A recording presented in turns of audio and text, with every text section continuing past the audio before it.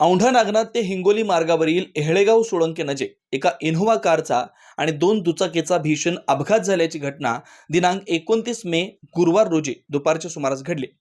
ही Innova car Aundha नागनाथकडून हिंगोलीकडे जात होते। या इनोव्हा कारमध्ये शाल, श्रीफळ, पुष्पगुच्छ, बुके आढळल्यानं मुख्यमंत्र्यांच्या सभास्थळी ही कार जात असल्याचा अंदाज व्यक्त केला जातोय। दरम्यान 2 दुचाकी हिंगोलीकडून औंढा नागनाथकडे जात असताना हा अपघात घडला। एका दुचाकीवरील एकाच जागी मृत्यू झाला तर एक जण नांदेडच्या रुग्णालयात उपचार घेतोय। सदरील मृत्यू झालेला व्यक्ती वसमत तालुक्यातल्या हिरडगाव येथील रहिवासी असून जखमी झालेला व्यक्ती देखील हिरडगाव येथील आहे। तर याच अपघातात दुसऱ्या दुचाकीवरील देखील 2 जण किरकोळ जखमी असल्याची माहिती औंढा पोलिसांना दिली आहे। त्यात सर्वात महत्त्वाचं म्हणजे ज्या इनोव्हा कारनं या दुचाकी स्वारांना धडक दिली ती गाडी कोणाची हे अद्याप कळू शकलेलं नसून सदरील चालक घटनास्थळावरून फरार झालाय। सदरील अपघातातली इनोव्हा कार व दोन्ही दुचाकी औंढा पोलिसांनी पोलीस ठाण्यात लावल्या असून याचा तपास सुरू असल्याची माहिती औंढा पोलीस ठाण्याचे पोलीस निरीक्षक गणेश राहिरी यांनी दिली आहे।